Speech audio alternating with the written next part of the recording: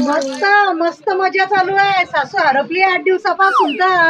नाही व माय, मी तुझीच वाट पाहू राहिली ना. चालतं माझ्या सासूची कंप्लेंट करायला जात नाही ना. तर पोलीस मॅडम आहे, हरपेल लोकांची त्या कंप्लेंट लिहून घेत असतात. हा बरोबर, जा नको चला. मी सासू 8 दिवस झाले हरपेले. काय झालं ताई? रडू नका, रडू नका. काय झालं सांगा अगोदर. मॅडम यांच्या सासू हरपल्या 8 दिवस झाले. कुठून हरवल्या त्या?